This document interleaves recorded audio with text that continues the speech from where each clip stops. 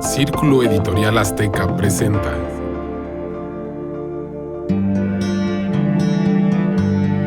Círculo de Historias.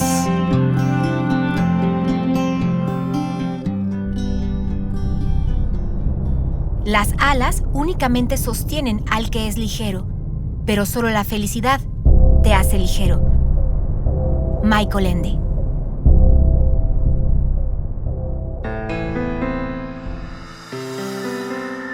Hola, ¿qué tal? Es un honor estar con ustedes. Gracias por acompañarnos en este capítulo de Círculo de Letras, el podcast de Círculo Editorial Azteca. Mi nombre es Tabata Jalil.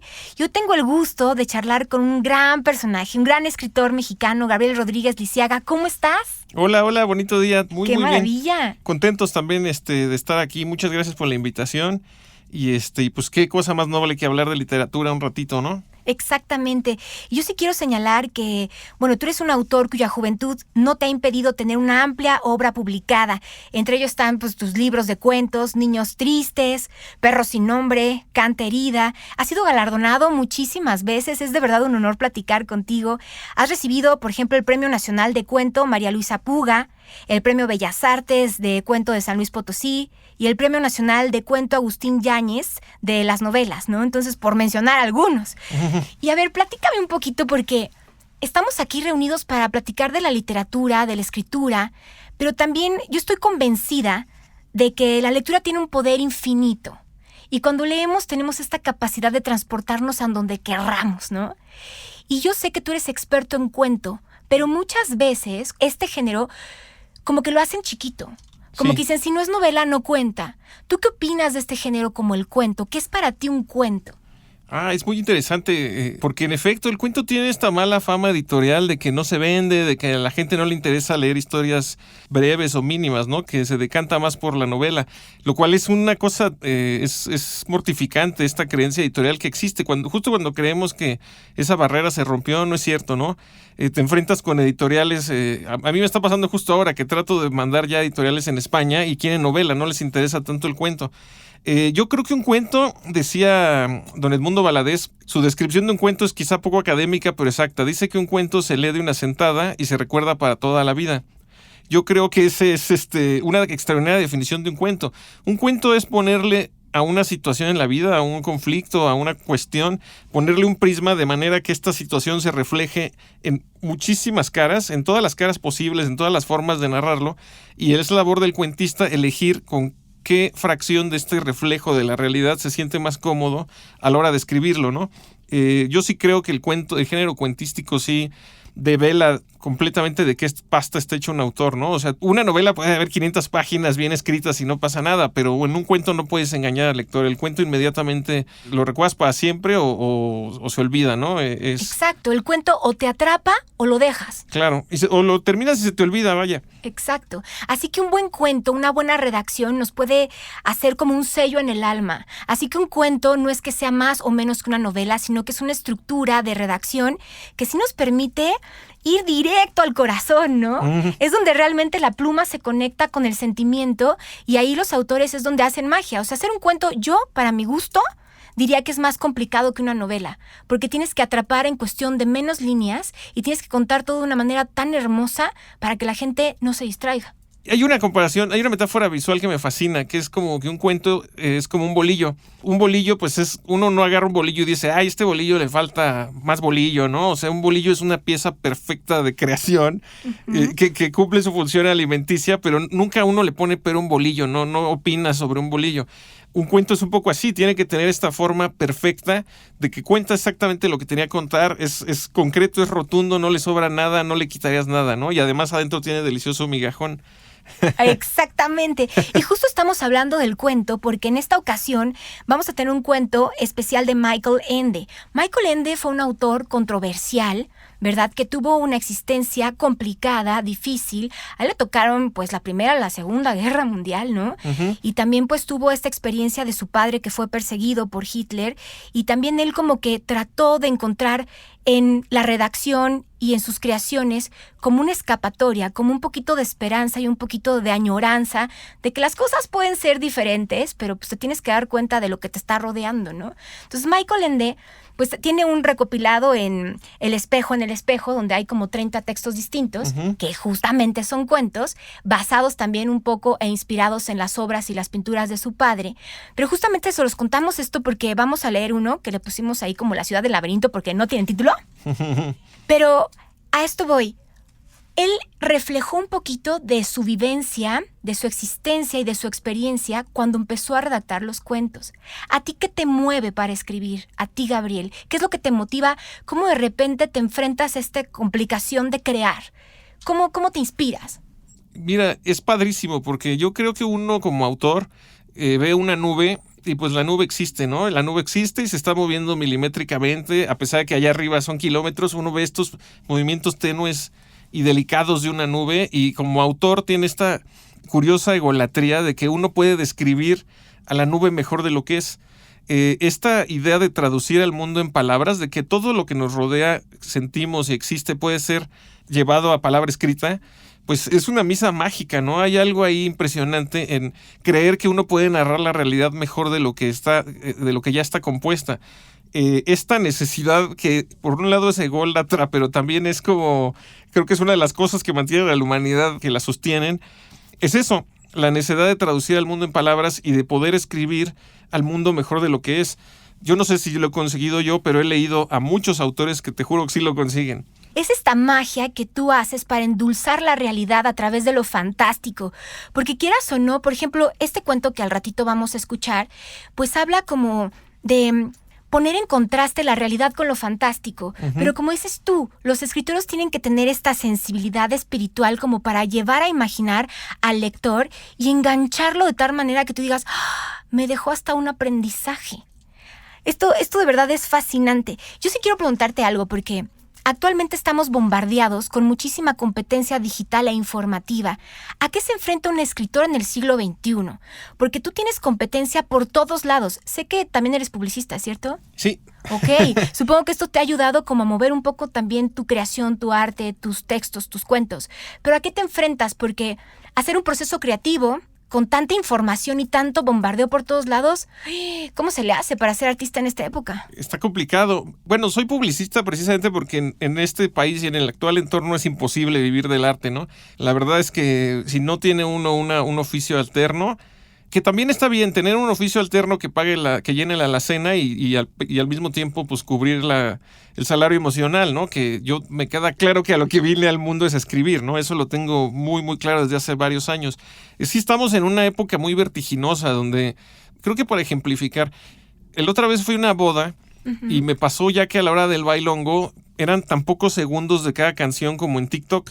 Ya no es estas bodas donde uno baila toda la rola, sino que las iban modificando y era muy angustiante porque pues no empezabas a bailar algo y luego tenías que modificar el ritmo. Fue muy incómodo. Y eso está pasando con absolutamente todo. Las narrativas traen ahorita un frenesí que ya nadie tiene como paciencia de leer. Abrimos el teléfono y tenemos un golpe de vista de 8 cosas que no tienen nada que ver entre sí, que puede ser lo que desayunó alguien, lo que opina alguien de una película, una burla presidencial y no sé, y una foto de alguien en su espejo. Entonces, este vértigo evidentemente va a devenir en literatura nueva, en nuevas formas de narrar. Y entonces yo creo que ahí es donde los autores, nuestra responsabilidad es contar estos tiempos en los que vivimos. Entonces hay que entender cómo llevamos a nuestras novelas, a nuestros cuentos, este frenesí de redes sociales, este frenesí de información, de telecomunicaciones. También creo que no son el enemigo, ¿no? Yo formo parte de una generación única de escritores en toda la historia de la humanidad, y es que yo tengo una retroalimentación instantánea con mis lectores. Si un lector lee una línea que le gustó, me puede poner en un tuit, oye, me gustó esto. Si un lector odió mi novela, me manda un DM o un mensaje de tu novela es basura. Esto nunca le había pasado a ningún otro escritor en otra época. Exacto. Esto es el efecto de ser escritor en el siglo XXI. ¿Cómo te encontramos en redes sociales para que tus lectores se acerquen? Yo estoy como el NEB, el-NEB, que son las iniciales de mi blog de juventud, que ya no existe, que era No Estoy Borracho. Entonces, como que me quedó ahí la NEP, ¿no? El NEP, en todas las redes sociales así estoy. Y pues ahí también para que vean un poco sobre mi obra y a quien se interese, pues que la busquen, ¿no? @elnef_. El-nef. El-nef, perfecto, @el-nef para que lo tengan muy claro. Esto es algo muy rico que tenemos que aprovechar como lectores. Tener el contacto directo con el autor, ¡qué mágico! O sea, imagínense qué maravilla. O sea, que yo pueda leer instantáneamente, escribirte mi reacción. Está fascinante. Es un milagro. Justamente ayer le escribimos algo a un jugador de los Pumas y nos dio like, porque estaba hoy con un proyecto haciendo dibujos de fútbol y fue tan emocionante que nos contestara. Y además metió un pase increíble en la noche. Entonces, siento que tuvo que ver nuestra ilustración con su desempeño en la cancha. Maravilloso. Me encanta que tú motives a través de la escritura y que también no estés peleado con las nuevas formas de comunicar ni las redes sociales. Yo creo que tú y yo nos tocó estar en la vieja generación donde hacíamos la tarea en la máquina de escribir, de repente hubo computadora, no teníamos Facebook, no teníamos teléfonos con cámara, y de repente todo esto empezó a llegar a nuestras vidas. Entonces, o nos adaptamos o estamos fuera. Es padrísimo porque sí, somos parte de una generación, de un bloque humano de gente que creció sin internet. Ahorita todos actuamos como si siempre hubiéramos tenido un mapa de cómo llegar a la casa de la abuelita en el bolsillo, pero eso no era así. No, teníamos nuestra guía roji.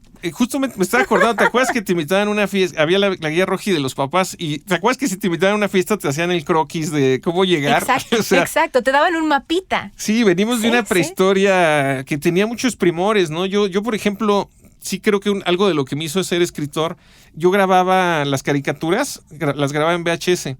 Entonces, cuando iba a venir los comerciales, le ponía pausa para no recaudar los comerciales. Incluso yo a los Reyes Magos les pedía cassettes VHS vírgenes, ¿no? Y esto de editar el programa, pues es otra forma de narrar. Yo sí creo que ese fue uno de mis inicios de autor. Cuando me di cuenta de que yo podía manipular, porque si grababa el capítulo que seguía ya empezado, si me saltaba algunas partes que me aburrían, era muy, muy padre, ¿no? Diseñabas tu propio programa. Pues sí, hacía mi propio Caballeros del Zodiaco, en efecto. Maravilloso. De verdad me encanta tu enfoque de la vida, me encanta cómo estás envuelto en las letras, pero al mismo tiempo estás en la actualidad. Eso es maravilloso y de verdad es digno de rescatarse y de observarse y admirarse. Ahora vamos a platicar un poquito de Michael Ende, porque es el cuento que vamos a escuchar ahora en unos momentos. Pero a ver, él tenía pues una vida compleja, pero al final de cuentas nos retrataban los cuentos que podíamos tener esperanza, ¿no? Supongo que también la escritura, el cuento y estas atmósferas que nos lleva a través de la imaginación cuando estamos leyendo, pues nos permiten cuestionarnos y también decidir qué queremos hacer con nuestra existencia. ¿Para qué nos funciona un cuento? Según tú, ¿para qué nos funciona un cuento? Bueno, en el caso específico de Michael Ende, aparte es muy interesante porque si uno revisa su biografía, te das cuenta que en efecto su padre fue perseguido por los nazis, ¿no? Leía hoy en la mañana que la etiqueta con la que tildaron a la obra del padre de Michael Ende era de que era degenerada. Imagínate, ya viste las imágenes, no son degeneradas. No, son hermosas, es un surrealismo. Bueno, incluso pareciera que las hizo ayer, ¿no? O sea, sí son como un collage sin ser collage, imágenes surrealistas que simbolizan evidentes críticas al entorno, ¿no? Entonces, es muy interesante entender que la literatura de Michael Ende, si bien sí es fantástica, no es fantástica en el mal modo, en el sentido de que planteo una situación fantástica con dragones y luego todo la resuelvo con una llave mágica. O sea, creo un monstruo de fuego y así invencible, pero se vence con esta varita mágica. Yo creo que esa es la mala fantasía. El buen género fantástico en literatura es como el que hace Michael Ende, donde si bien las herramientas son todas fantásticas y todas se salen de la realidad, están haciendo una crítica social clarísima, ¿no? Clarísima. En el caso de Michael Ende sí creo que la industrialización de la vida, o sea, y vaya, estamos hablando de temas serios. Si decimos que su obra era la crítica a cómo a cómo vivimos, cómo consumimos, exactamente, todo. Entonces yo creo que para responder tu pregunta, pues es justo eso, ¿no? Michael Ende se dio cuenta, imagínate qué debió ser que los nazis odiaran tu obra. Imagínate eso, que fueras juzgado y señalado de esa manera. Su papá, ¿no?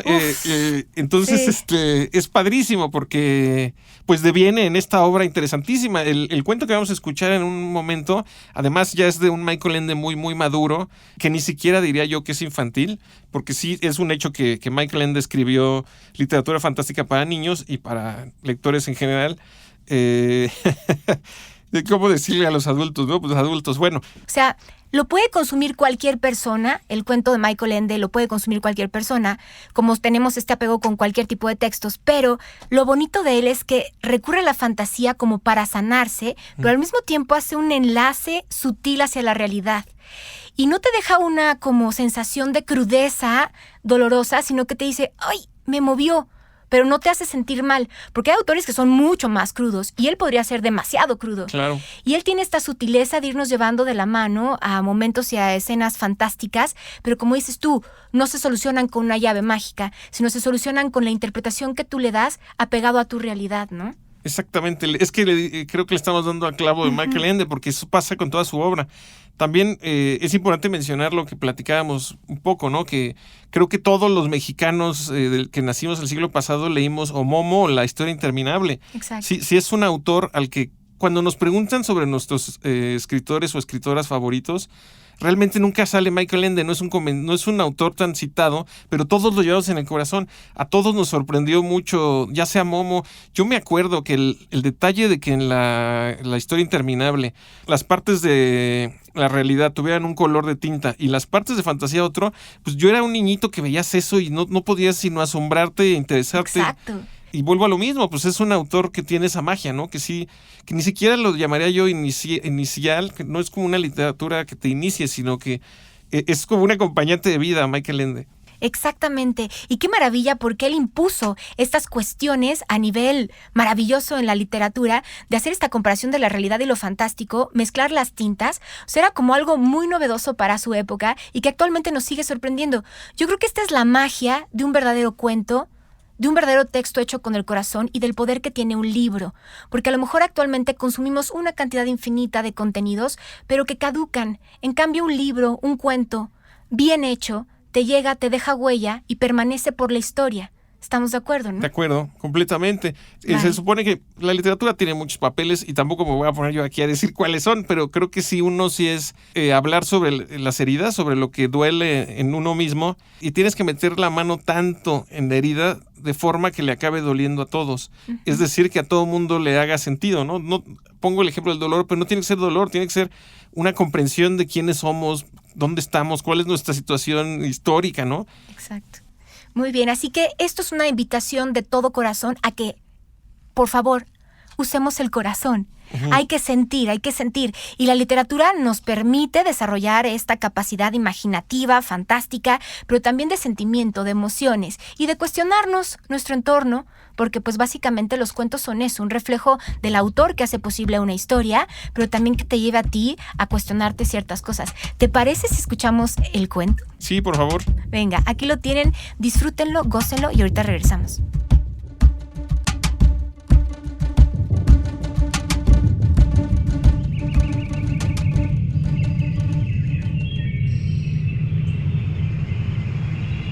El hijo se había soñado alas bajo la expresa dirección de su padre y maestro. Durante muchos años las había creado, pluma por pluma, músculo por músculo y huesecillo por huesecillo en largas horas de trabajo, de sueño hasta que tomaron forma. Las había dejado crecer de sus omóplatos en la posición correcta. Era especialmente difícil percibir con toda exactitud la propia espalda en sueños, y había aprendido poco a poco a moverlas adecuadamente. Había sido una dura prueba para su paciencia seguir practicando, hasta que tras interminables y vanos intentos, fue por primera vez capaz de elevarse en el aire por unos instantes. Pero luego cobró confianza en su obra, gracias a la benevolencia y severidad inquebrantables con que le guiaba su padre. Con el tiempo, se había acostumbrado por completo a sus alas, que las sentía como parte de su cuerpo, tanto que experimentaba en ellas dolor o bienestar. Al final, había tenido que borrar de su memoria los años en que había estado sin ellas. Ahora era como si hubiese nacido con alas, como con sus ojos o manos. Estaba preparado.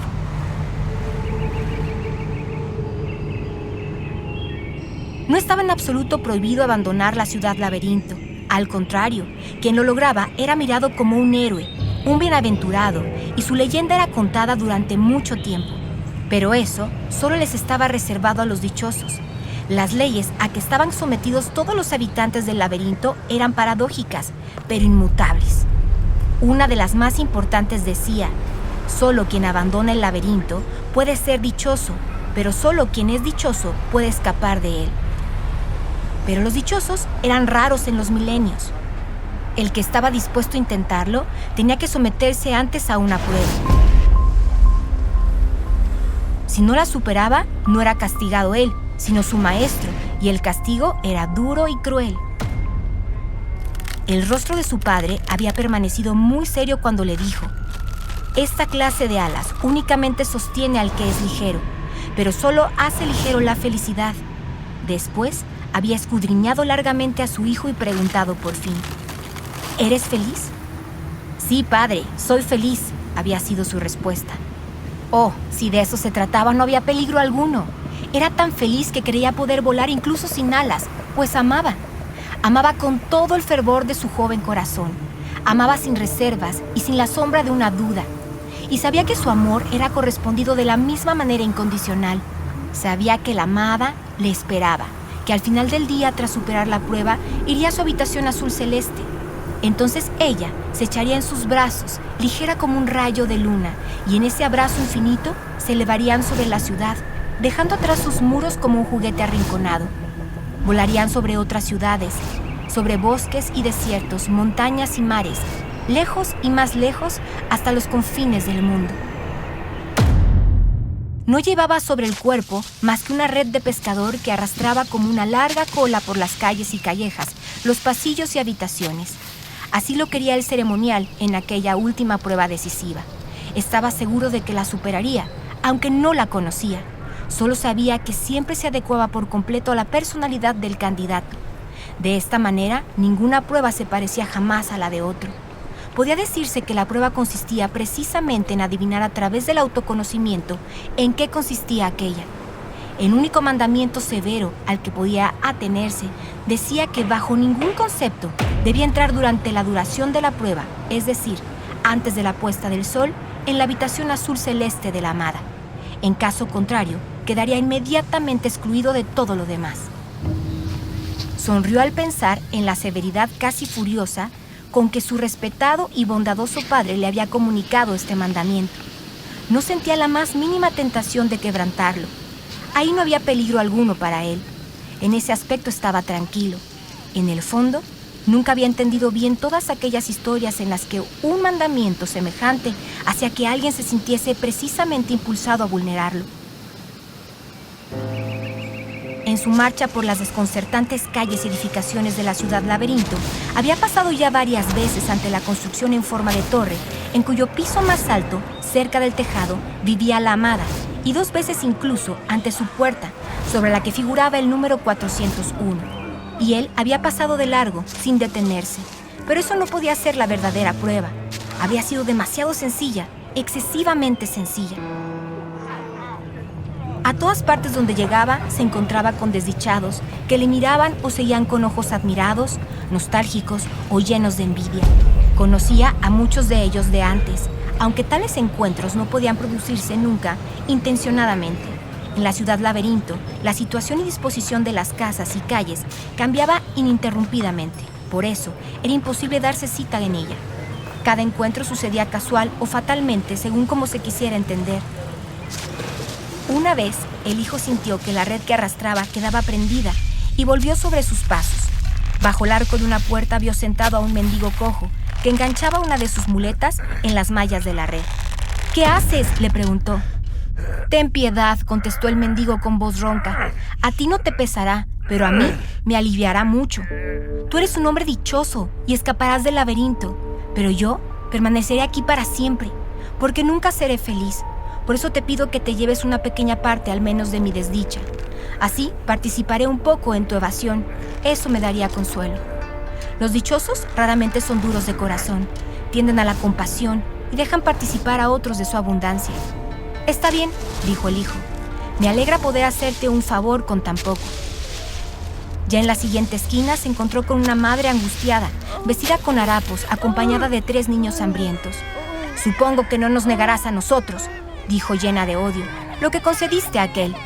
Y prendió una pequeña cruz sepulcral de hierro en la red. A partir de ese momento, la red se hizo cada vez más pesada. Había un sinnúmero de desdichados en la ciudad laberinto y todos los que se encontraban con el hijo prendían cualquier cosa en la red. Un zapato, una prenda de vestir o una estufa de hierro, un rosario o un animal muerto, una herramienta o hasta una puerta. Caía la tarde y se aproximaba al final de la prueba. El hijo avanzaba penosamente paso a paso, inclinado hacia adelante como si luchase contra una gran tempestad inaudible. Su rostro estaba cubierto de sudor, pero todavía lleno de esperanza, pues creía haber comprendido en qué consistía su misión y se sentía, a pesar de todo, con las suficientes fuerzas para llevarla a cabo. Entonces anocheció y seguía sin venir nadie para decirle que ya bastaba. Sin saber cómo, había llegado con la interminable carga que arrastraba a la terraza de aquella casa como una torre en la que estaba la habitación azul celeste de su amada. Nunca se había percatado de que desde ahí se divisaba una playa, aunque tal vez ésta no había estado nunca en aquel lugar. Profundamente preocupado, el hijo se dio cuenta de que el sol descendía detrás del horizonte brumoso. En la playa había 4 hombres alados como él, y aunque no podía ver al que hablaba, oyó claramente cómo eran absueltos. Preguntó a gritos si le habían olvidado, pero nadie prestó atención. Tiró con manos temblorosas de la red, pero no logró quitársela de encima. Gritó una y otra vez, llamó a su padre para que viniese a ayudarle, inclinándose todo lo que podía sobre la barandilla. En la última luz del crepúsculo, vio cómo ahí abajo su amada, envuelta en velos negros, salía conducida por la puerta. Luego apareció tirado por 2 caballos negros, un coche negro cuyo techo era un gran retrato, el rostro lleno de dolor y desesperación de su padre. La amada subió al coche y este se alejó hasta que desapareció en la oscuridad. En ese instante, el hijo comprendió que su misión había sido ser desobediente y que no había superado la prueba. Sintió cómo sus alas creadas en sueños se marchitaban y caían como hojas otoñales, y supo que nunca volvería a volar, que nunca podría ser otra vez feliz, y que mientras durase su vida permanecería en el laberinto, pues ahora formaba parte de él.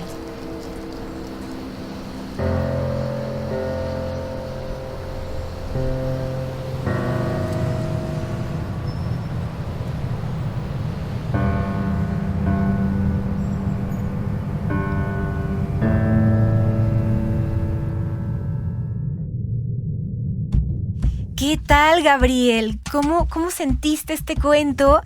Yo creo que este texto de verdad es especial, es muy simbólico. A mí me movió mucho por dentro.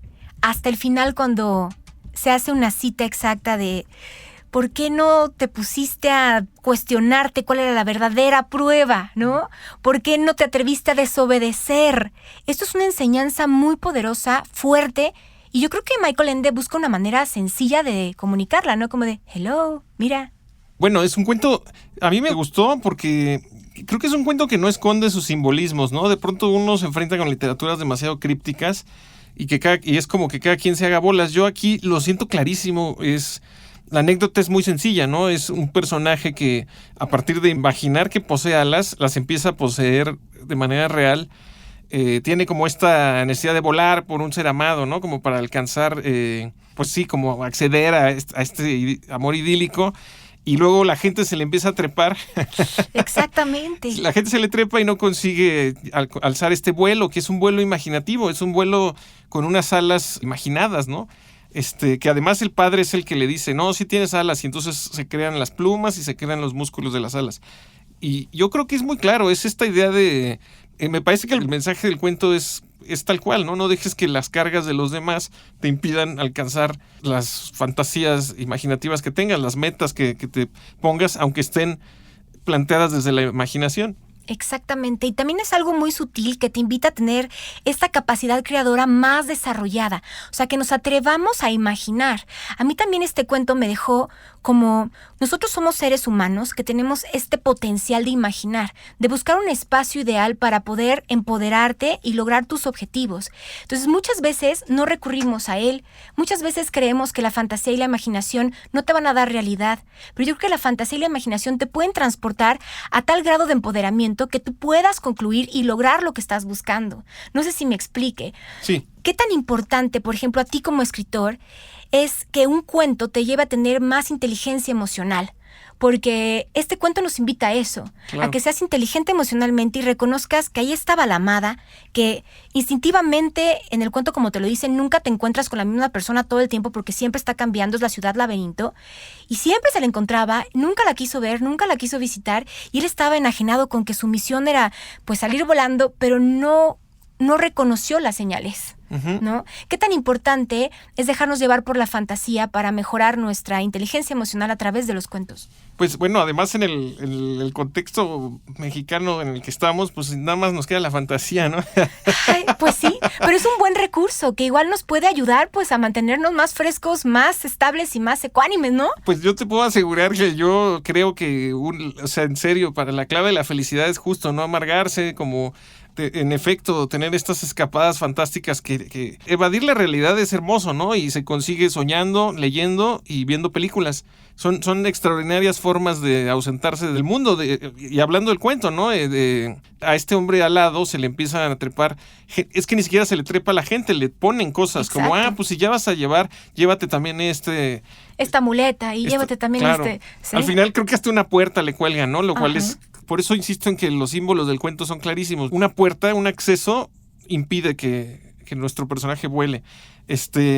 Yo no soy tanto de la idea de que los cuentos tengan que tener estos tufos de esperanza y darnos como un escape de la realidad, pero sí creo que, lo repito, ¿no? Creo que leer es una de las formas más sencillas, baratas y exactas para construir universos fantásticos y dejar que la imaginación sea la que impere. Perfecto. Así que estamos haciéndoles de verdad una invitación desde el corazón para que se atrevan a sentir, para que se atrevan a soñar, a fantasear y que se dejen llevar por la literatura.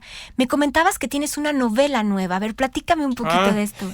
Bueno, fíjate, es curioso porque mi novela más reciente apareció un mes antes de que arrancara la pandemia. Ay, la pandemia. Nuestra pandemia que pues ante la incertidumbre y el miedo de los últimos 2 años, pues las mesas de novedades de las librerías eran la última preocupación de la humanidad. Entonces mi libro estuvo de novedad en librerías cerradas. Okay. Entonces es un libro que yo esperé mucho que saliera, es un libro que me edita Penguin Random House, una editorial grande. Entonces fue muy anticlimático porque aparece la novela y pues el mundo se voltea para otro lado, además de los libros. No estoy diciendo con eso que ahorita ya estemos saliendo de la pandemia, hay que seguir cuidándonos, han sido años muy complicados, pero sí empieza a verse la orilla, ¿no? Y yo espero que en esa orilla que se vislumbra, pues haya lectores interesados en mi libro, que existe. Además, la buena noticia es que está a punto de estar más barato. Le van a hacer. A mí me encanta porque voy a llegar a lectores que quizá no pudieron gastar lo que costaba inicialmente. Entonces el libro se llama La felicidad de los perros del terremoto. Es una historia un poco rara, es de un reggaetonero que tiene que dar un concierto en Alaska por una promoción publicitaria y es toda la historia del publicista que lo acompaña al reggaetonero, del reggaetonero que empieza a tener como unas dudas existenciales y ansiedades. Es como una especie de Bad Bunny con ansiedad, ¿no? Y ese libro, La felicidad de los perros de terremoto, pues sí es mi última novela y tiene mucho de lo que platicábamos en el segmento inicial. Es una crítica a las redes sociales, al vértigo de los tweets, cómo a partir de una suma de tweets desafortunados, un hombre tiene que ir a Alaska, ¿no? Al lugar más lejano del mundo a dar un concierto. Y aparte tiene ataques de ansiedad. Sí. O sea, también es como esta realidad alternativa que vivimos a través de las redes sociales, que o te afecta o te ayuda y que tienes que saber cómo equilibrarla, ¿no? Claro. Ese es el mundo real. Exacto, claro. A mí se me hacía muy atractivo el personaje de un reggaetonero, ¿no? Que ya, más allá de si nos guste o no el reggaetón, pues son figuras, ya son una directriz humana que existe, ¿no? O sea, existe el reggaetón, existen los reggaetoneros y la idea de aminorarlos a partir de la ansiedad no es sino miedo al porvenir, ¿no? Entonces, que puede ser a mediano, corto y largo plazo. No soy un experto, pero Pero aparte tienes que investigar porque tienes que saber cómo será el comportamiento de alguien ansioso. Sí, bueno, es medio autobiográfico en ese sentido, ¿no? Todos hemos tenido etapas. Antes no le llamábamos ansiedad, ¿no? Era como, ay, no me siento bien y tenías como miedo y dudas. Ahora ya sabemos que es eso. Que se llama ansiedad. Esa cosa que sentíamos desde niñitos, ese miedo a formar parte de un mundo que no entendemos, pues era ansiedad. Exacto. Oye, está maravilloso. Repíteme cómo se llama tu obra nueva.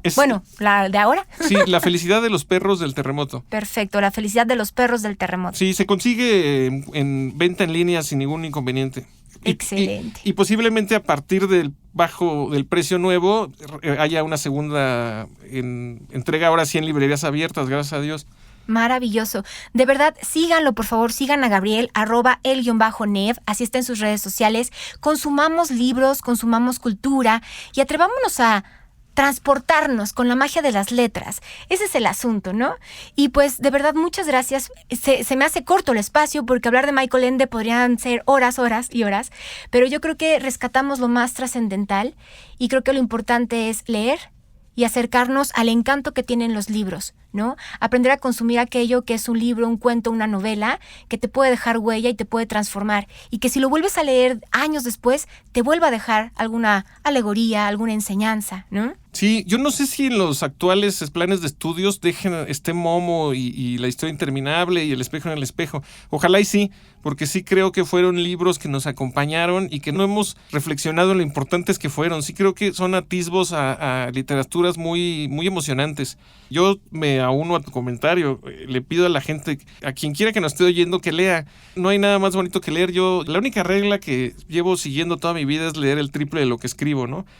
Trato de leer y además, como decía mi maestro, a un lector nunca lo asaltan, ¿no? O sea, si ven que viene alguien con un libro, pues seguramente no trae dinero, entonces... Ese estereotipo, no. Pero es una realidad, nos hemos alejado de los libros, hay que acercarnos, no hay que tenerle miedo, hay que consumir literatura, hay que amar a las letras, somos palabras.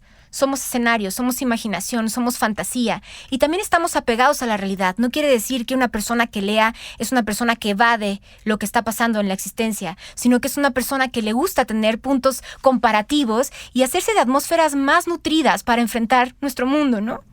De acuerdo. Venga, buenísimo, pues muchísimas gracias. ¿Algo más que quieras agregar, Gabriel? Reiterar el agradecimiento por la invitación. La verdad es que sí, en efecto, podríamos hablar de Michael Ende, pero pues que la gente lo lea. Y la regla principal es leer sin prisas, no hay prisas para leer. Luego los libros nos sorprenden porque pues tienen aspecto de grillete, pero con que leamos a nuestro tiempo. Creo que ese fue uno de los errores de la administración pasada, que decía, lee por lo menos media hora al día. No es cierto, la vida no se divide en páginas. Que cada quien lea a su tiempo, a su ritmo, cuando pueda, que el libro sea un acompañante de vida siempre. Si se puede, uno de los míos, qué mejor. Exactamente, de verdad, muchísimas gracias, Gabriel Rodríguez Lisiaga. Un honor platicar contigo y gracias a todos ustedes que se unieron a través de esta plática maravillosa aquí en el Círculo de Letras, en este podcast de Círculo Editorial Azteca. Les agradecemos muchísimo, todo un honor, en serio. Muchas gracias, Gabriel. Y pues nos escuchamos en la próxima. Les mandamos besos, abrazos y que todo sea iluminado y bonito para ustedes. Gracias. A ti.